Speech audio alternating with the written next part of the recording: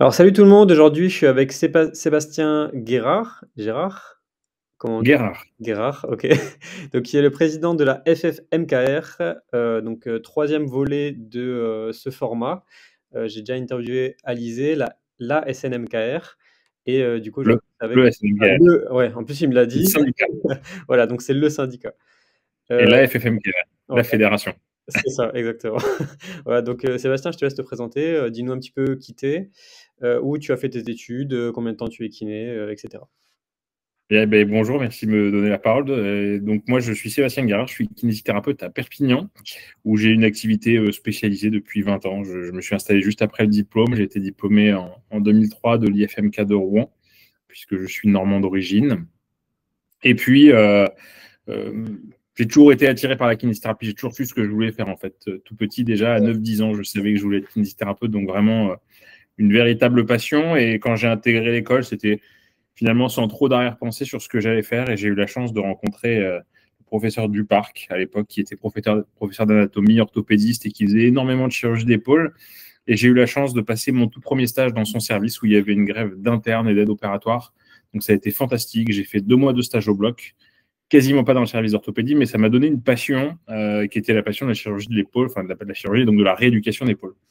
Et donc depuis 20 ans, je fais, pour ainsi dire, que de la rééducation de l'épaule, puisque j'ai encore une activité professionnelle, même si effectivement j'ai du mal à consacrer plus de 2 jours par semaine au cabinet, mais on essaye de s'astreindre à faire au moins une journée ou deux par semaine parce que ça me semble important de garder des pieds sur terre, en tout cas pour pouvoir défendre et représenter au mieux la profession. Oui, c'est ça. Donc normalement, comme on a discuté avant au début de la vidéo, donc j'y suis aussi en ce moment. Et justement, à Bagnoles-de-Marne, il y a un centre qui s'appelle du Parc. Donc j'imagine que c'est par rapport au professeur, c'est ça?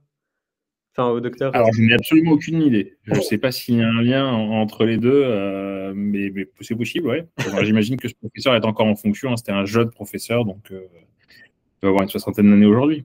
D'accord, je ferai mes recherches, je regarderai du coup si c'est un lien du coup ou pas, mais je connaissais pas du tout ce nom. Mais En théorie, il n'est pas encore mort, donc ça m'étonnerait qu'il y ait un établissement à son nom. bon, bah, peut-être, je sais pas. Je ferai mes recherches, peut-être que je dis n'importe quoi du coup.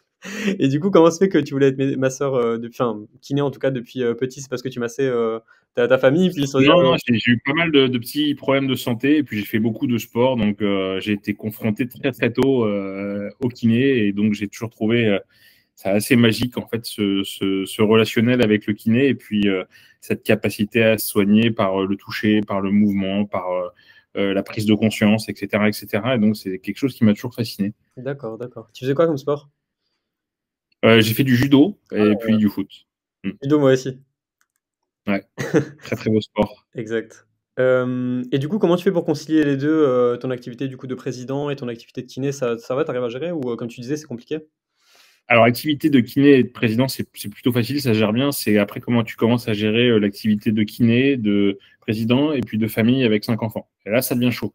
Mais on compte pas les heures de sommeil, en fait, il faut pas les compter, il y en a pas beaucoup. Et puis, on essaye de donner le meilleur de soi-même aux 3 endroits et ça le fait. C'est vrai, ça fait combien de temps que tu fais, président du coup? Président de la fédération, ça fait un peu plus de 4 ans.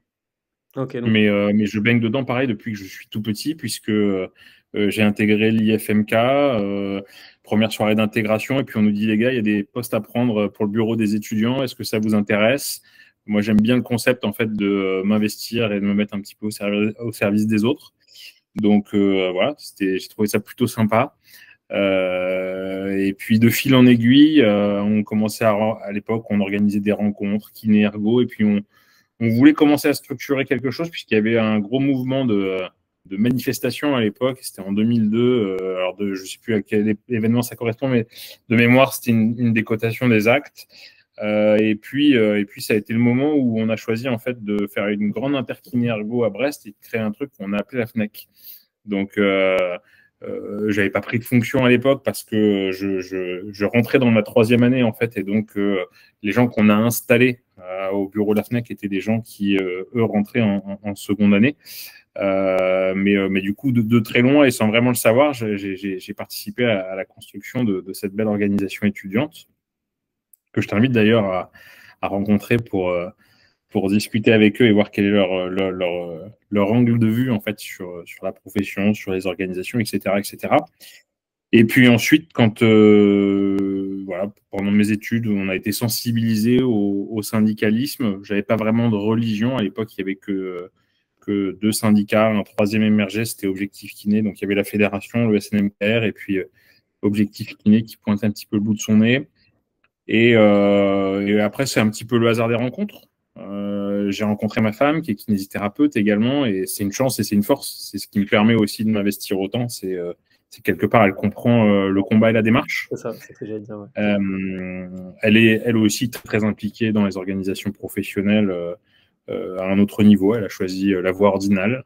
Voilà, c'est notre mission, mais qui a voilà, ses centres d'intérêt qui sont évidents. Et puis, je me suis installé dans le département des Pyrénées-Orientales où elle était, elle, installée. Et j'ai rencontré une première fois, je participais à une soirée syndicale qui était une soirée SNMKR. Ça n'a pas vraiment matché avec les gens que j'ai croisés là-bas à ce moment-là. Et puis, à contrario, j'ai rencontré 2-3 personnes qui se sont dit tiens, c'est bête, sur le département, il n'y a pas de la fédération des kinés, peut-être qu'on pourrait créer quelque chose. Et donc, je me suis lancé dans la création d'un syndicat local. Donc ça, c'était en 2004, un an après le diplôme. Puis, de fil en aiguille, voilà, j'ai assuré la trésorerie du syndicat départemental. Et puis, je suis devenu conseiller fédéral de région. Et donc, j'ai aidé à structurer la région. Et puis, en 2010, j'ai intégré le conseil fédéral et mis les pieds dans le grand bain des discussions nationales qui sont encore autre chose que ce qu'on peut défendre et porter sur le terrain. Ce qui m'a permis, en fait, de voir un petit peu ce qui se faisait aux 3 échelons et donc de porter au mieux les combats pour la profession. Tu as gravi les échelons au fur et à mesure, au final, en fait, c'est ça?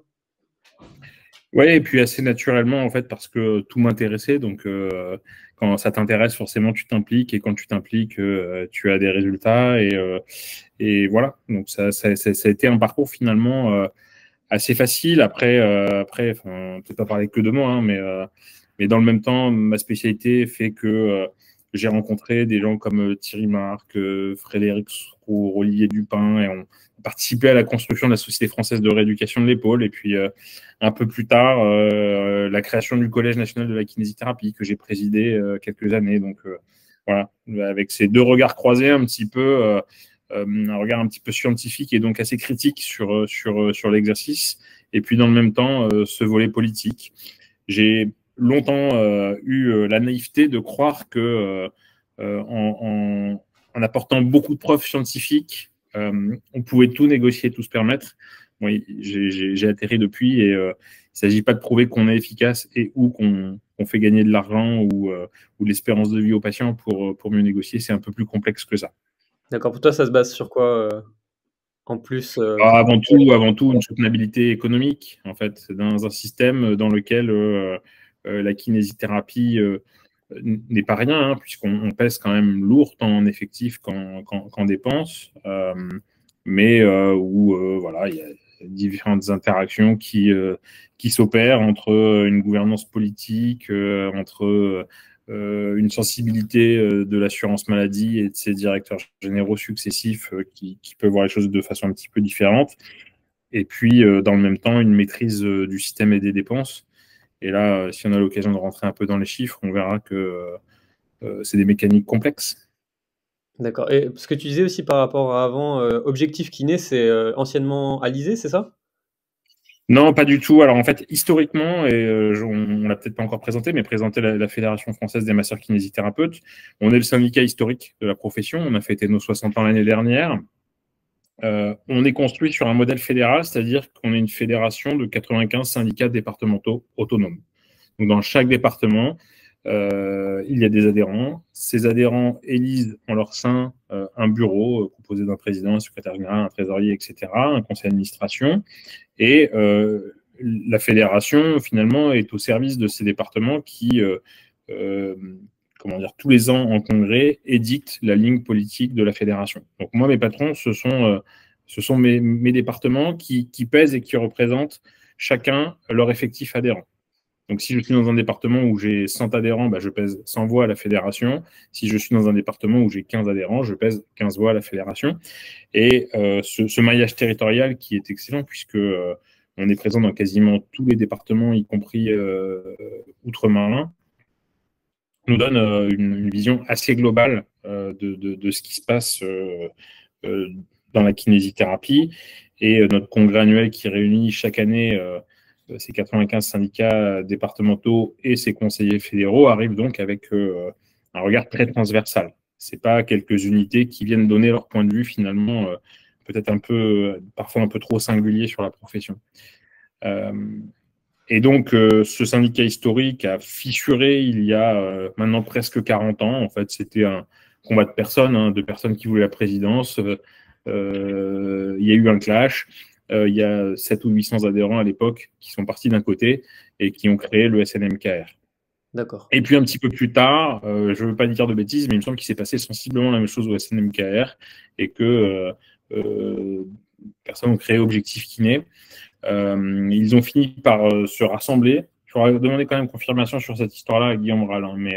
Et ils ont fini par se rassembler et former l'Union nationale des syndicats des masseurs kinésithérapeutes libéraux. Donc ça, on est à peu près en 2010, je dirais. C'est une association qui a duré 3, 4, 5 ans. Et puis, petit à petit, le SNMKR a repris le lead et finalement, Objectif Kiné a disparu.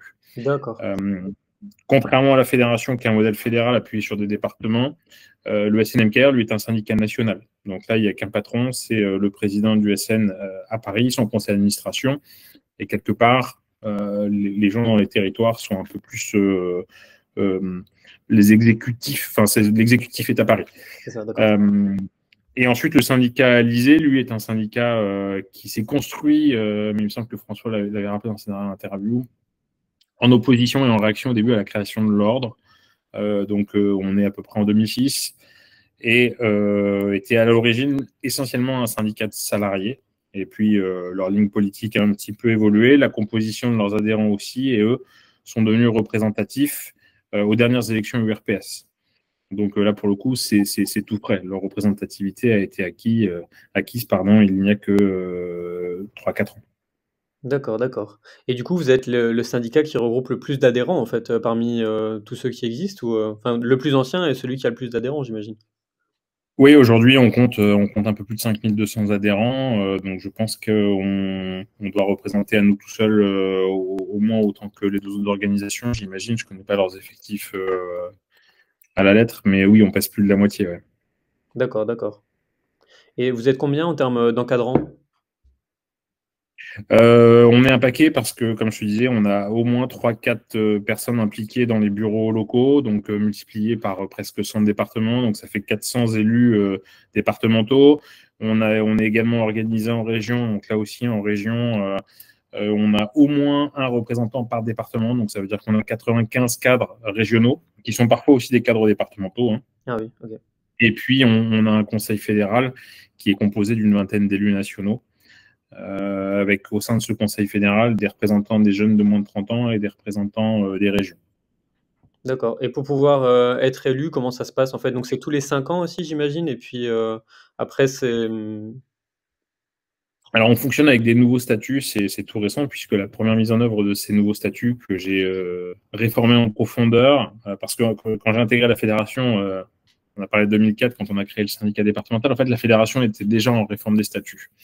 Et d'ailleurs, j'ai l'impression qu'on a passé notre temps à faire des micro-réformettes pendant presque 20 ans avant de franchir le cap, et notamment celui de la régionalisation, parce que comme je te disais, par essence, on est un syndicat départemental, donc quand il a fallu créer cet échelon régional, on s'est dit, mais qu'est-ce que va être cette région? Est-ce qu'elle va pas prendre le lead finalement sur les départements? Donc voilà, ça pose toutes ces questions parce qu'on est vraiment viscéralement attaché à cet ancrage territorial. Mais donc nos élus départementaux sont élus par les adhérents de leur département. En région, chaque département qui compose une région dispose d'un siège et son membre du conseil régional qui, là aussi, élit en son sein un président, un secrétaire général, un trésorier. Et puis, sur le plan national, ce sont des syndicats départementaux qui présentent des candidats individuellement, ce n'est pas un scrutin de liste, et chaque département vient porter ses voix et va voter pour un tel, un tel, un tel, un tel. À la fin, on compte les voix, il y a un classement, et les 20 premiers, entre guillemets, sont élus, et les suivants, malheureusement, ne le sont pas. D'accord. Et il reste pendant 5 ans élu alors, c'est ça ou c'est. Non, on est élu alors au Conseil fédéral sur des mandats de 6 ans, renouvelables par moitié. Donc, on renouvelle la moitié du Conseil fédéral tous les 3 ans. Et donc, voilà, moi, j'ai été réélu en juin pour 6 ans, mandat de Conseil fédéral. En revanche, j'ai été élu à la présidence pour les 3 ans qui viennent. Et dans 3 ans, on renouvelle la moitié du Conseil fédéral et on réélit le bureau fédéral. D'accord. Pour ceux qui ont du mal à faire la différence entre syndicat, ordre, URPS, est-ce que tu pourrais donner une définition, ta définition du syndicat, son rôle, pour que les gens puissent bien comprendre, quoi? Alors, je pense que ce sera plus facile de comptabiliser ceux qui font bien la différence que de comptabiliser ceux qui ne la font pas. Parce que le système aujourd'hui est quand même relativement complexe. Pour essayer de résumer et de faire simple, l'ordre est une délégation de service public, c'est-à-dire que c'est le ministère de la Santé qui attribue la possibilité à la profession, à travers des professionnels élus, d'organiser ces règles qui sont quand même dans la loi, hein, dans le code de la santé publique. Et en gros, l'ordre a pour mission de faire régner l'éthique et la déontologie et de tenir à jour le tableau de l'ordre. Voilà. Si on fait un résumé, c'est ça. Et ensuite, toutes les missions disciplinaires en cas de litige entre deux professionnels, entre un professionnel et un patient. Ça, c'est l'éthique, la déontologie, la tenue du tableau. Et c'est essentiel. Les syndicats, nous, notre combat, c'est la défense de la profession et des professionnels et la capacité à négocier devant les tutelles et notamment l'assurance maladie. Mais pas que. Pas que. Les syndicats s'occupent de la caisse de retraite. On a des élus au sein de la Carpimco qui gèrent notre caisse de retraite. On a des élus au sein du FIPL qui gèrent les dispositifs de formation.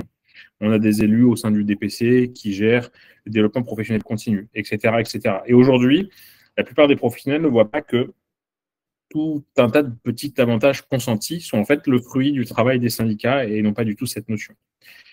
Les URPS, c'est encore autre chose. On a eu une grande loi de santé, la loi Bachelot, dans les années 2010, en 2011 exactement, qui a créé les fameuses ARS, donc la représentation du ministère dans les régions, et donc a créé un pendant de cette représentation, côté professionnels de santé libéraux, que sont les URPS, organisés pour chacune des professions. Il y a une URPS médecin, il y a une URPS infirmier, une URPS pharmacien qui naît dans toutes les régions de France. D'accord.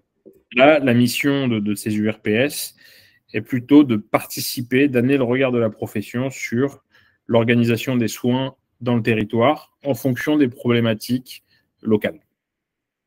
La difficulté, c'est qu'on manque aujourd'hui c'est de l'investissement quasiment bénévole dans l'ensemble de ces structures, même si au niveau ordinal et URPS, je dirais qu'il y a des moyens financiers qui sont assez conséquents et donc on arrive à indemniser les professionnels, mais ça reste de l'indemnité et très honnêtement, on gagne plus d'argent à bosser au cabinet que d'aller s'investir à l'ordre ou aux URPS. Et donc, du coup, ce qu'on observe, c'est qu'on manque de cadres syndicaux, clairement, ou ordinaux. Ce sont souvent les mêmes personnes qui sont impliquées partout et qu'on a tendance à, je dirais, excusez-moi l'expression, mais essorer ces professionnels qui essayent de s'investir et s'engager un petit peu partout et qui finalement, à la fin, ne sont plus vraiment nulle part et ont parfois eux-mêmes tendance à confondre et mélanger les missions qui leur sont confiées. Donc moi, je suis assez attaché, et la fédération plus généralement, à essayer de bien rappeler systématiquement le cadre dans lequel ils exercent leurs missions et leurs fonctions et quelles sont les missions qui sont allouées et attribuées à chacune des structures.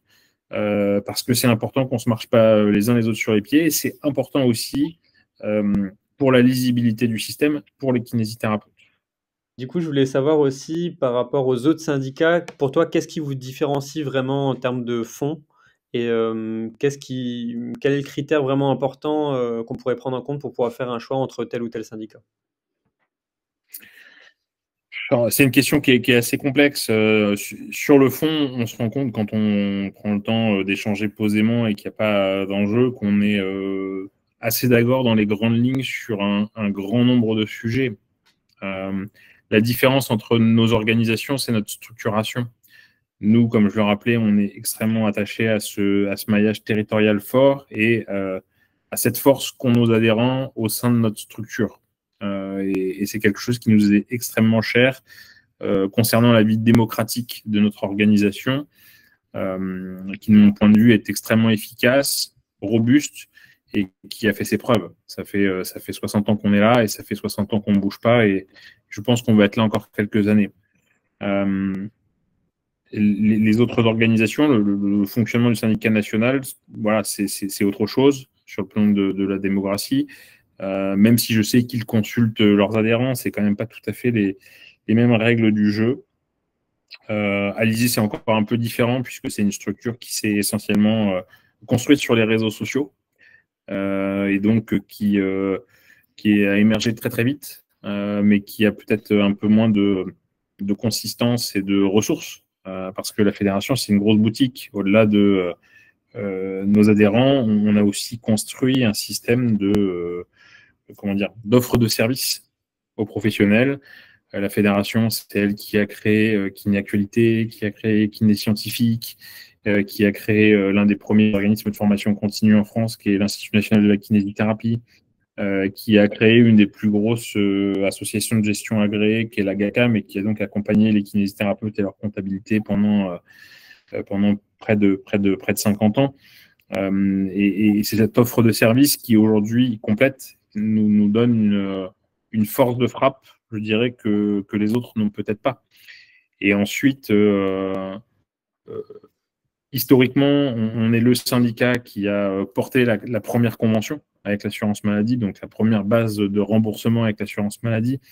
On est viscéralement conventionniste et on est extrêmement attaché à ce système à la fois social et en même temps qui fait qu'il y a un engagement réciproque entre l'État et la profession et qui permet finalement à chaque Français de bénéficier de soins de kinésithérapie et dans le même temps permettre aux kinésithérapeutes encore, même si on sait que la situation est difficile, de pouvoir vivre de cet exercice en libéral.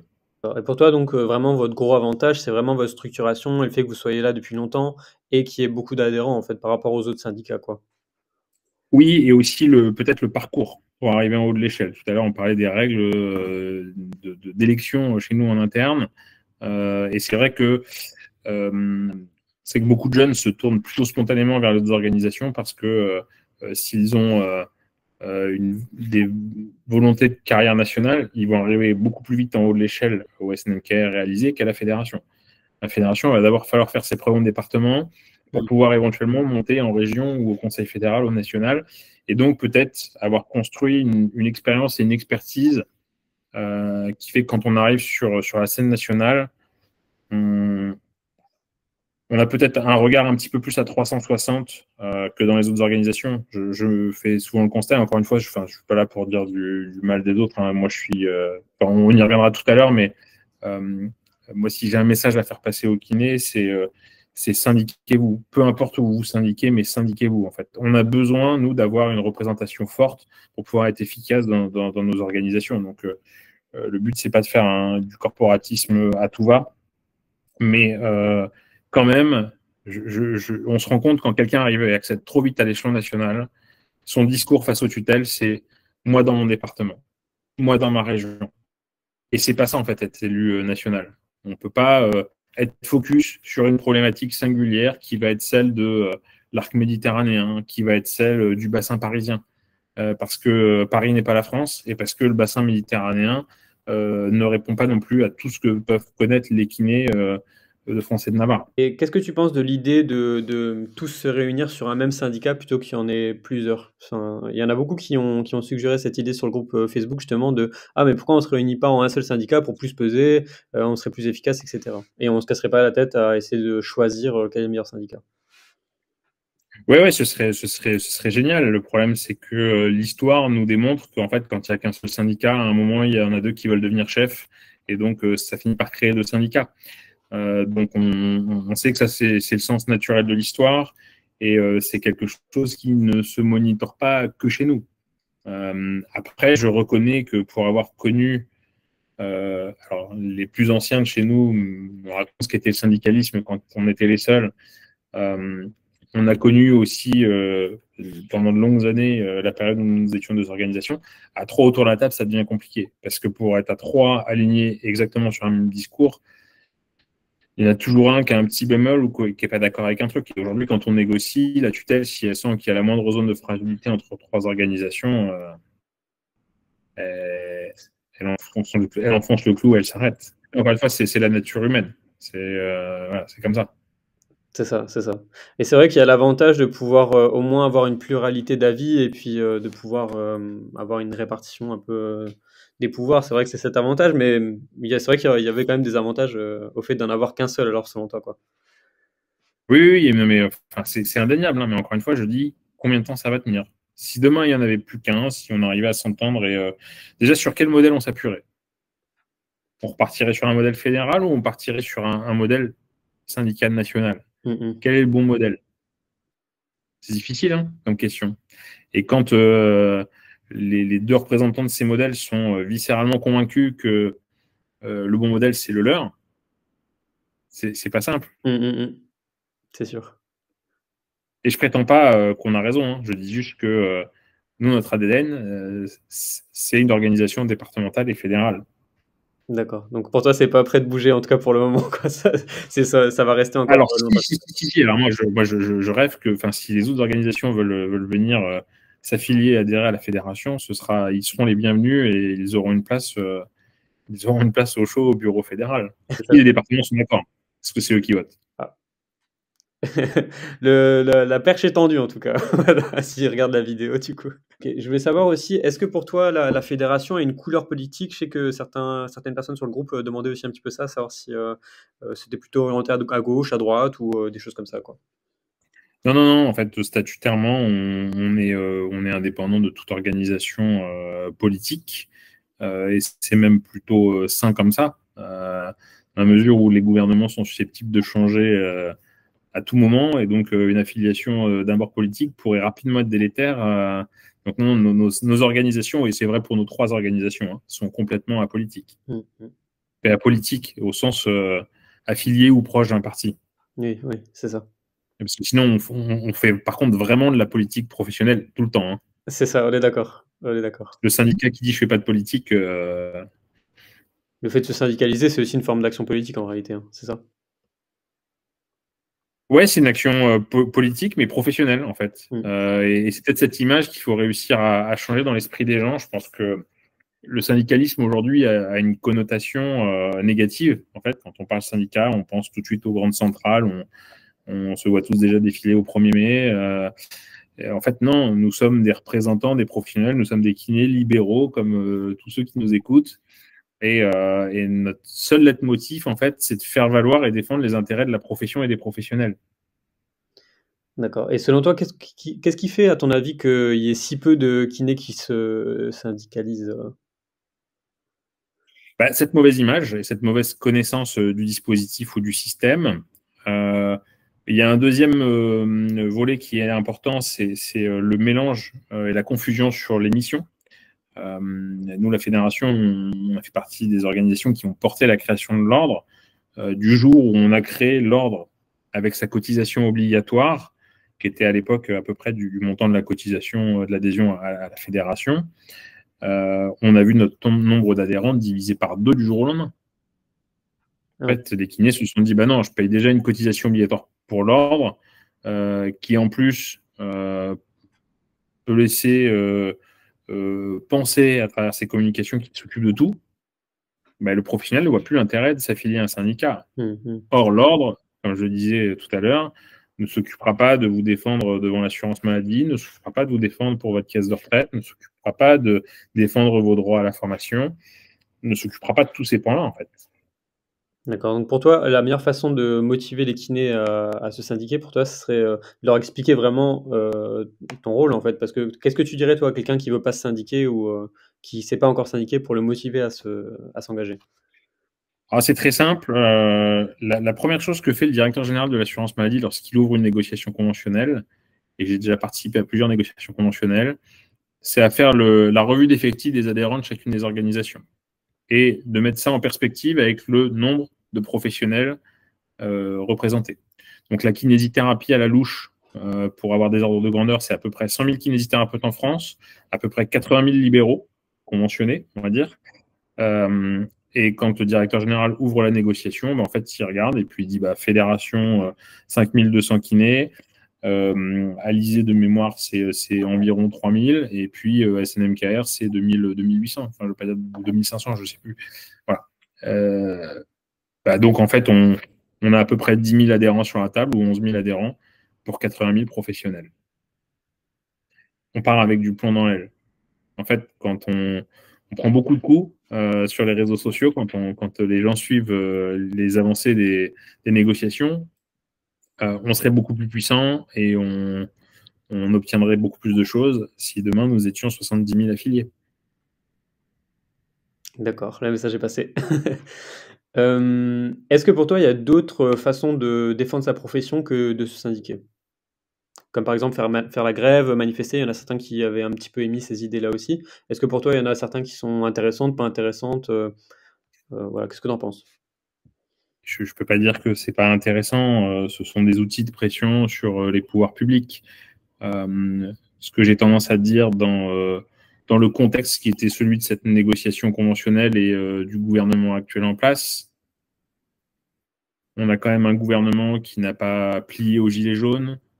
On a un gouvernement qui n'a pas plié, sauf arrivée du Covid, à la réforme des retraites. On a un gouvernement qui n'a pas plié, et c'était encore l'illustration il y a peu, à une grève assez puissante des agriculteurs qui ont d'autres moyens que les nôtres. S'imaginer que demain, on va pouvoir mobiliser la profession suffisamment fortement pour faire bouger les tutelles, je pense sincèrement qu'on se trompe. Et puis, l'exemple, il y a deux choses à mettre en perspective. La première, c'est cette fameuse crise Covid, et puis pour revenir dessus quelques minutes. L'ordre a proclamé une fermeture des cabinets pendant près de 6 semaines. La seule chose qu'on a été en capacité de démontrer, c'est que ça avait un impact, notamment au sein des EHPAD, sur les plus fragiles, avec ce qu'on a appelé une épidémie de grabbatisation. Mais grosso modo, il n'y a pas vraiment eu de mort parce qu'il n'y a pas eu de soins de kinésithérapie pendant 6 semaines en France. Demain, si l'ensemble du corps médical et infirmier s'arrête de bosser pendant 6 semaines, ça va faire de la casse. C'est sûr. Et quelque part, démontrer que les effets indésirables sur la population ne commencent à apparaître qu'à la 3-4e semaine d'arrêt des soins, ça veut donc dire que si on souhaitait mobiliser la profession, il faudrait qu'on mobilise suffisamment de personnes et pendant au moins 3 ou 4 semaines avant qu'il y ait des effets délétères sur la population et donc que la tutelle bouge. Je suis assez dubitatif. Là aussi, dans les actions qu'on a essayé de mener, c'était la fameuse feuille de soins papier. Aujourd'hui, tout est numérisé. On passait la consigne au kiné à un moment. Enfin, c'était pas la fédération, hein, mais une organisation a dit bon, on va faire des feuilles de soins papier. Faites une feuille de soins papier par jour. Et effectivement, hein, si chaque kiné fait une feuille de soins papier par jour, en 2 jours, vous paralysez la Sécu. Bon, vous paralysez surtout vos paiements parce que la Sécu prendra le temps pour vous les payer. Mais globalement, on a moyen quand même de mettre un gros coup de pression sur une mobilisation aussi simple que celle-là. On se rend compte qu'en France, tout confondu, allez, quand on fait le tour de toutes les CPAM, le directeur de la caisse a reçu sensiblement 100-200 feuilles de soins papier. Donc moi, je me dis que quand on n'est pas en capacité de mobiliser plus que ça les kinésithérapeutes, ne faisons pas des plans sur la comète. C'est pas qu'on n'y a pas pensé. Hein. Quand professionnels en fin de négociation disent mais comment vous n'avez pas demandé plus de lettres clés, rassurez-vous, on y a pensé. Hein. D'accord, donc pour toi, vraiment, la meilleure façon, c'est se syndiquer avant tout et après, voir pour la suite, quoi. Se syndiquer, négocier, dialoguer, co-construire. Comprendre la problématique de l'autre, parce que je ne sais pas si on peut rentrer peut-être dans le dur de l'avenant 7. C'est ce que je moi, je rappelle aussi, ouais. Remettre en perspective, en fait, ce que pèse la kinésithérapie. Je ne suis pas sûr que tout le monde ait ces notions-là et pas donner un cours d'économie, mais en gros, le PIB de la France, c'est sensiblement 2000 milliards d'euros. D'accord. Le budget de dépenses d'assurance maladie sur la branche santé, c'est 250 milliards d'euros, 12% du PIB. D'accord? Donc le directeur général de la caisse d'assurance maladie gère 12% du PIB. Il faut comprendre que c'est quelqu'un de puissant, d'accord? Et qui gère quelque chose qui n'est pas neutre. Quand on dit que la santé, c'est le parent pauvre du pays, je pense qu'il faut relativiser ce discours-là parce que c'est quand même 12% du PIB. Donc c'est pas rien et assis de façon quasi exclusive sur les recettes sociales liées au travail. D'accord? Sur ces 250 milliards alloués à la santé, il y a environ 5,5 milliards qui sont consacrés à la kinésithérapie. Et 5,5 milliards sur 250 milliards, c'est pas non plus complètement neutre. Ça pèse quand même quelque chose. La difficulté à laquelle on est, nous, confrontés depuis maintenant plus de 15 ans, c'est notre démographie qui explose. On a une croissance démographique de 3,5% chaque année, parce que beaucoup de jeunes vont se diplômer ailleurs dans l'Union européenne et donc perturbent la modélisation économique qu'a en place le gouvernement. C'est une chance pour nos populations, parce que ça nous permet d'avoir plus de kinésithérapeutes, donc, entre guillemets, un meilleur accès aux soins de kinésithérapie. Et c'est plutôt une bonne chose quand on a une population qui vieillit et les maladies chroniques qui explosent. Mais par contre, en termes de soutenabilité financière, ça fait 15 ans qu'on se regarde en chien de faïence avec l'assurance maladie, qui, quelque part, de son point de vue à elle, revalorise la kinésithérapie de 3,5% chaque année. C'est la croissance de la profession. Donc on est de plus en plus nombreux à manger sur un gâteau qui grossit quand même petit à petit en termes de dépenses. Mais par contre, on se touche toujours la même part. Et dans le même temps, il y a l'inflation qui galope. Et avec une crise Covid qui passe par ici et une crise ukrainienne qui passe par là, là, pour le coup, ça fait mal à nos portefeuilles parce que nos revenus, clairement, n'ont pas suivi l'inflation. Et donc, on observe une dégradation forte du pouvoir d'achat. Ceci dit, sur la dernière négociation conventionnelle, on est allé chercher une enveloppe globale de près de 630 millions d'euros. 630 millions d'euros quand le budget global de soins de kinésithérapie est à 5,5 milliards, on est sensiblement à 11% de revalorisation. Dans le contexte qui est celui qu'on connaît, qui est la dégradation de la santé économique du pays. Et je ne suis pas sûr, et d'ailleurs on a eu du mal, en retournant à la table des négociations, à aller chercher la même enveloppe. Je pense que si nous n'avions pas pris cette revalorisation au moment où on l'avait signée, aujourd'hui, il serait impossible de négocier une telle enveloppe. Parce que depuis, les finances de l'État ont continué à se dégrader. Et c'est pas qu'on lit dans le mar de café, c'est que je ne vais pas dire qu'on s'est professionnalisé, mais en tout cas, à la fédération, on a la chance de s'entourer de personnes de ressources qui ont des compétences extérieures, des juristes, des économistes qui nous éclairent en fait là-dessus. Et j'en finirai là avec les chiffres, mais il faut savoir que notre système d'assurance maladie, qui est né en 1946 après la Deuxième Guerre mondiale, pendant 70 ans, a vu ses dépenses augmenter tranquillement jusqu'à 200 milliards d'euros en 2018.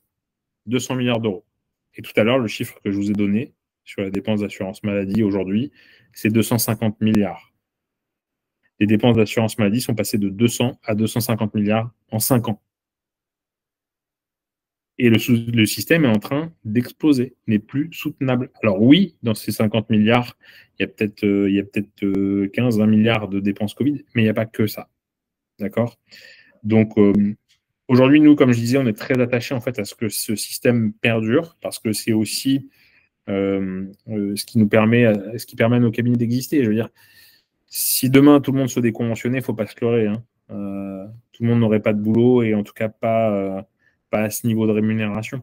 Donc heureusement qu'on a ce système social qui nous permet d'assurer quand même une partie de nos revenus. D'accord. Ouais, c'est intéressant de mettre ça en perspective et dans le contexte parce que c'est vrai que beaucoup de gens ont râlé sur les réseaux sociaux. Moi, j'y connaissais rien, donc tu vois un petit peu ce qui se passe sur les réseaux sociaux. Tu te dis mais comment ça se fait? Ils sont censés nous défendre, c'est des vendus. Enfin, on est un peu tous comme ça à imaginer un peu les choses, mais c'est vrai que c'est intéressant de mettre ça en perspective. Et du coup, vous avez été ceux qui ont fait partie de ceux qui ont signé du coup avec Alizé, c'est ça? Et la SNMKR n'a pas signé, je crois. C'est ça. En fait, nous, on a signé une première fois en décembre 2022. Les deux autres syndicats se sont opposés. Donc là, il y a des règles un peu techniques, mais en gros, pour pouvoir engager la profession, il faut peser au moins 30%. C'était 30% au résultat des dernières élections URPS. Nous, de mémoire, on avait dû faire 48% à peu près aux dernières élections URPS. Et pour s'opposer, il faut peser au moins 50%. Donc les deux autres organisations, en s'opposant au texte, pesaient 52%, donc on fait tomber le texte. Et donc on a eu du mal en fait à retourner à la table des négociations. Ça a été compliqué d'aller chercher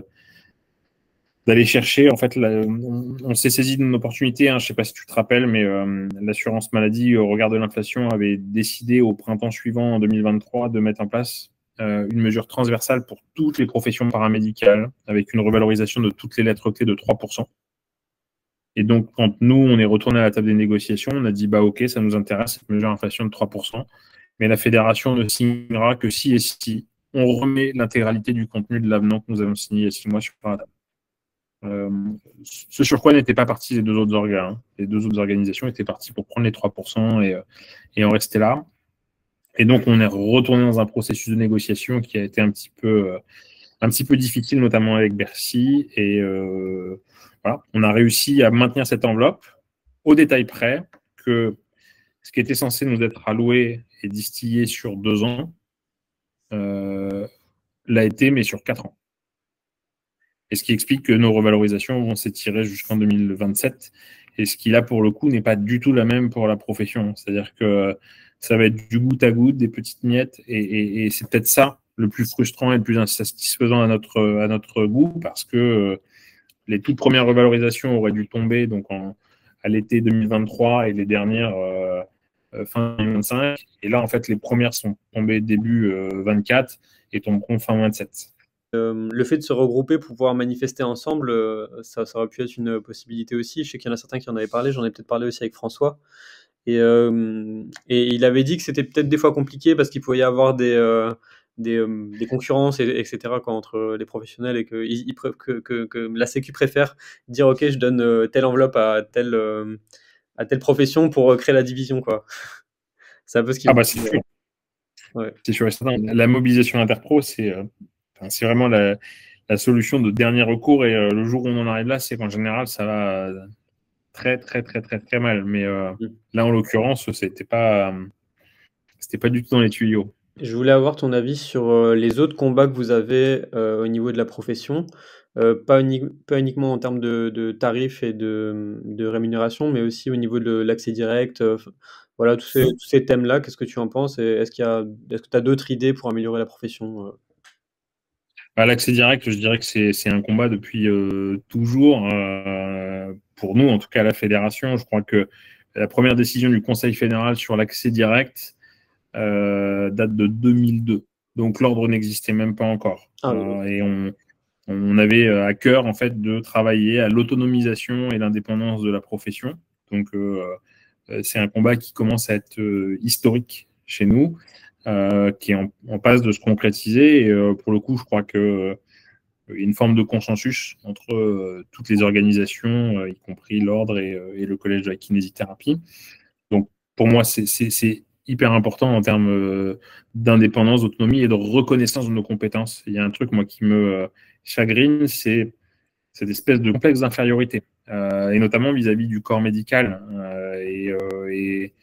Et c'est frustrant parce que pour le coup, pour avoir enseigné en formation initiale, pour avoir enseigné en formation continue, et y compris à des médecins, je sais la valeur en fait du bilan fonctionnel, de l'examen clinique, du diagnostic kinésithérapique, qui de mon point de vue est tellement largement supérieur à celui du médecin généraliste. Alors encore une fois, il y aura toujours des exceptions. On a toujours un médecin généraliste qui va être passionné par le musculo-squelettique et l'ostéo-articulaire et il n'y aura pas de sujet.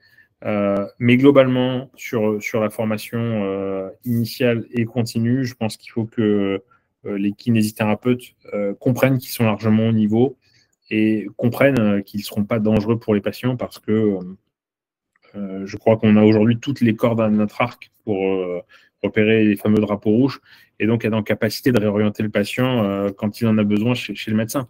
Et encore une fois, il ne s'agit pas de contourner le médecin. Il s'agit de répondre aux besoins de soins de la population, aux difficultés d'accès aux soins de la population et de limiter les retards de prise en charge en kinésithérapie.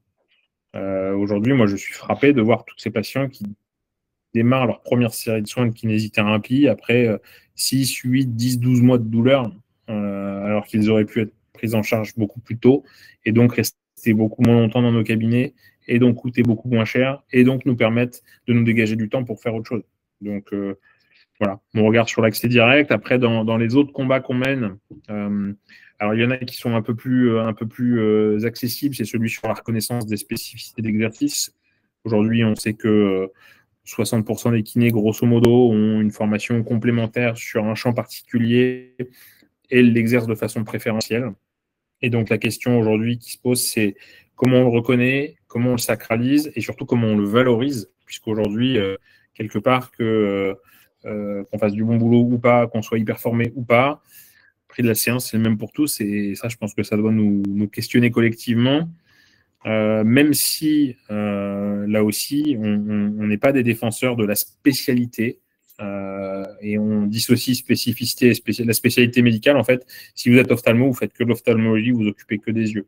La spécificité, c'est on reconnaît que je suis très compétent dans un domaine, mais par contre, je reste généraliste et je suis capable de prendre les gens sur tout le champ de compétences.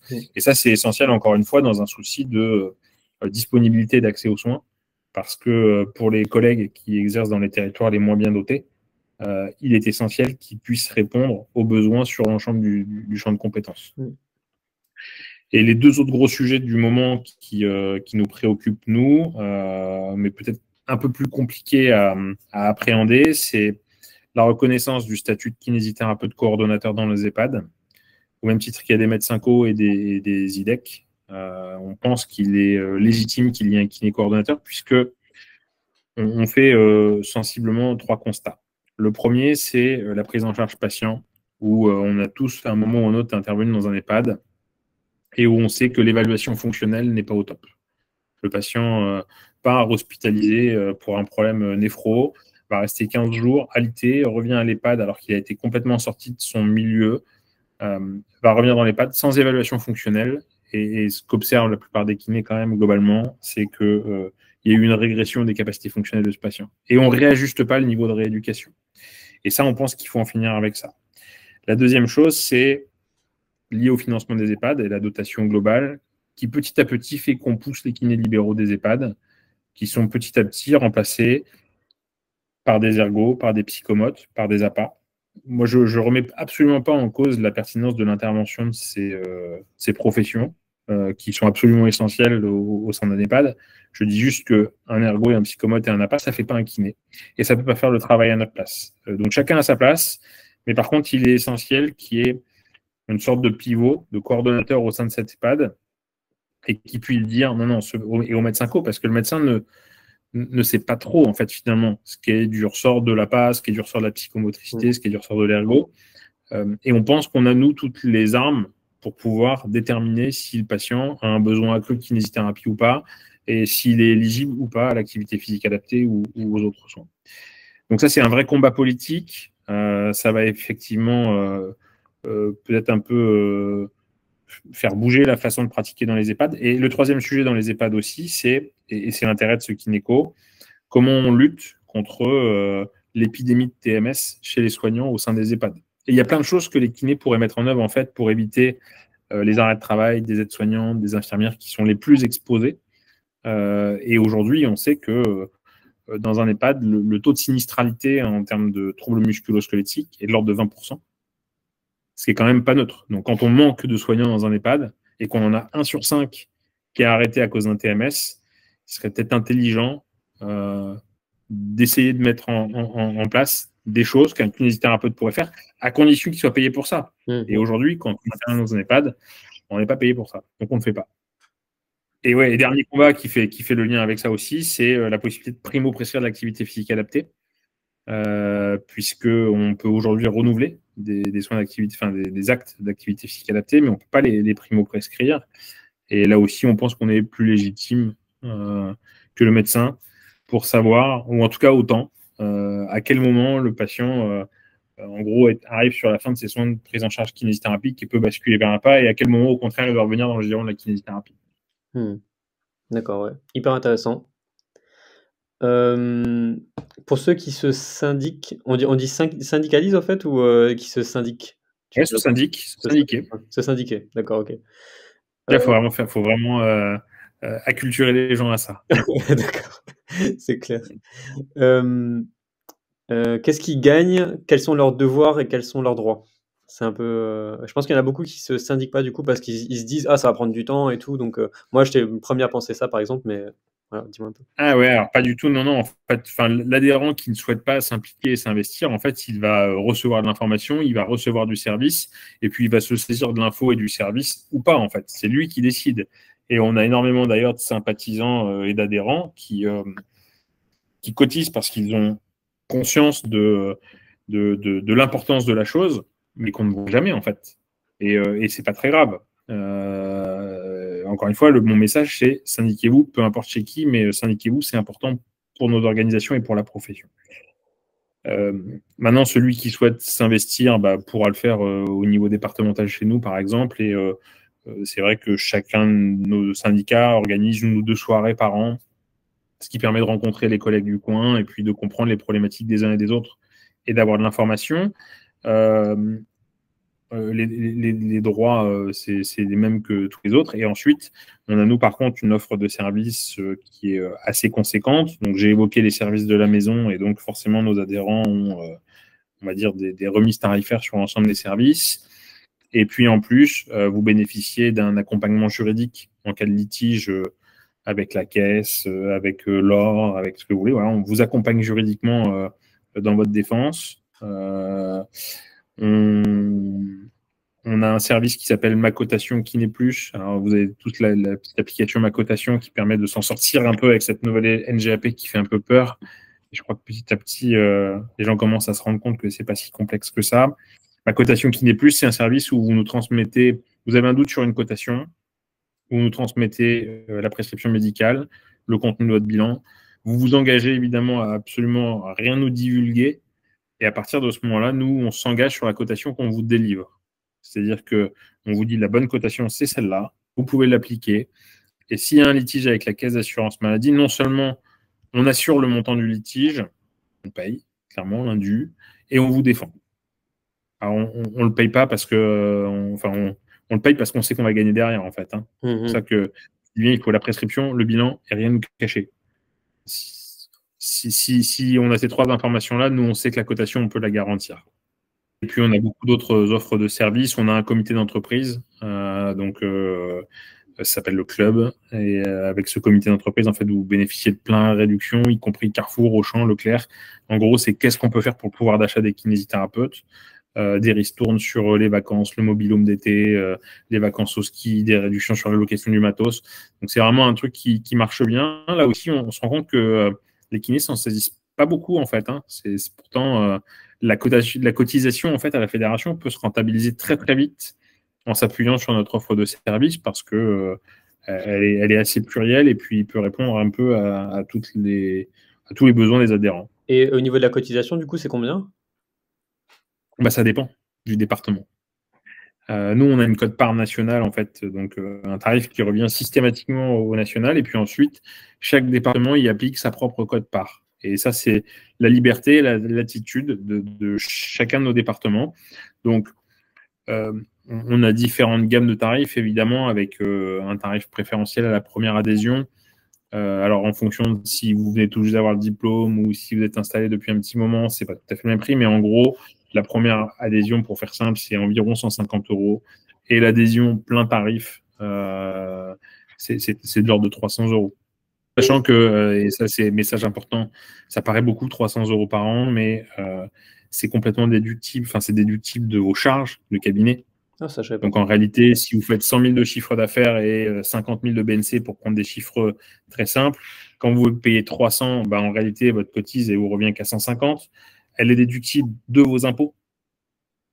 Donc voilà, c'est déduit des impôts. Et voilà, on estime aujourd'hui que une cotisation syndicale, ça pèse moins d'une séance par mois. financièrement. Si on met en place justement tout ce que tu dis au niveau. Oui, c'est ça, c'est ça. Donc une séance par mois, je pense que ça vaut le coup de soutenir la profession pour une séance par mois. Bah, c'est bien, c'est intéressant de communiquer là-dessus. C'est vrai qu'il y en a plein qui se disent: «Ah bah, c'est beaucoup trop cher, c'est mort, je cotise pas quoi», mais ouais, c'est vrai qu'en perspective aussi, encore une fois, intéressant. Donc c'est bien parce que c'était vraiment le but, de cette discussion, c'était mieux connaître, tout ça et je pense que, vous avez pas forcément toujours la possibilité de pouvoir vous exprimer par rapport à ça donc c'est, c'est cool. Du coup, comment est-ce qu'on fait pour, adhérer? Alors, bah, nous, on a un site internet donc, où c'est assez facile finalement de venir sur notre page www.fmkr.org. Vous avez une carte de France, vous cliquez sur le département où vous exercez, vous pouvez adhérer en ligne. Et si vous souhaitez avoir un premier contact, parce que ça me semble aussi essentiel, ce contact avec les élus du terrain, vous avez les coordonnées des membres du bureau de votre département qui sont en accès libre. La plupart des présidents jouent le jeu de laisser leur 06 en ligne. Donc voilà, ça vous permet d'avoir un premier échange avec eux si vous voulez tâter le terrain avant de vous engager. D'accord et comment sont utilisées les cotisations en fait,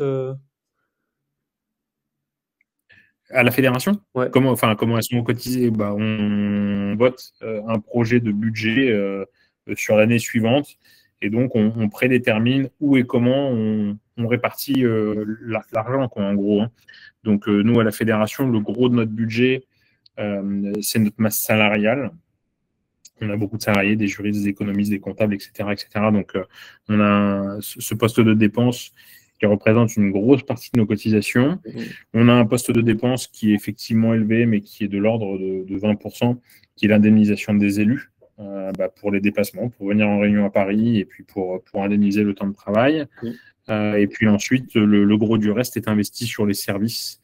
Donc, c'est voilà, la publication des encarts, c'est le fonctionnement du site internet, c'est des gros budgets, hein, c'est des grosses machines, c'est une véritable entreprise en fait. Et c'est ce qui rend aussi l'exercice intéressant. C'est-à-dire que il y a l'aspect politique professionnelle, mais il y a aussi la politique gestion d'entreprise et gestion d'entreprise à long terme, parce que il est pour moi essentiel en fait qui est ce pilier, ce phare pour les professionnels et les générations à venir. D'accord, parfait. Bah, je trouve qu'on a fait pas mal le tour de toutes les questions. Est-ce que toi, tu aurais quelque chose à ajouter, quelque chose qui tient à cœur, une pub pour quelque chose ou enfin peu importe quoi, mais je te laisse, libre, d'antenne. Ouais, libre d'antenne, bah, enfin, j'ai déjà dit beaucoup de choses, mais enfin, moi, je salue déjà l'ensemble des professionnels qui s'impliquent. Je crois qu'on n'a pas l'occasion de se le dire assez souvent, mais c'est important en fait de voir tous ces gens qui peuvent s'impliquer pour la profession dans les différentes instances qu'on a pu évoquer, et c'est vraiment chouette. Et maintenant, le message, mais je crois que je l'ai déjà répété plusieurs fois, c'est adhérer en fait, peu importe où, mais adhérer parce qu'on a besoin de cette masse derrière nous pour faire corps et pour qu'on puisse porter efficacement nos messages. OK, super, bah, Sébastien, merci d'avoir, pris le temps de répondre à toutes mes questions, qui sont parfois un peu, naïves, enfantines. Non, non, non, enfin, vraiment, il y a pas de mauvaise question et je pense que c'est justement parce qu'on ne prend pas assez le temps d'avoir ces échanges avec les professionnels, de les sensibiliser à ça.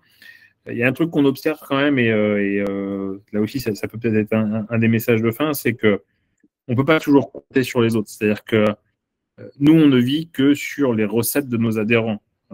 Et donc, en fait, c'est les 5200 adhérents de la fédération qui, quelque part, portent la responsabilité de toute la profession. Quand on va négocier une convention, quand on va négocier à la caisse de retraite, c'est pour l'ensemble des kinésithérapeutes. Et je crois que s'il y a un déclic à avoir, c'est de se dire que globalement, dans un esprit collectif, mutualiste, on ne peut pas toujours compter absolument que sur l'autre. Et je pense que cet engagement syndical à travers sa cotisation, qu'elle soit de 100 euros chez le concurrent ou 300 chez nous, euh, elle est essentielle. D'accord. Bah, Sébastien, encore une fois, merci et puis, voilà, j'espère que Merci à toi. ça a plu, aux viewers et qu'on pourra tous, continuer à faire avancer la profession parce que, voilà, je pense que c'est important quand même, quoi. J'espère aussi. À très bientôt.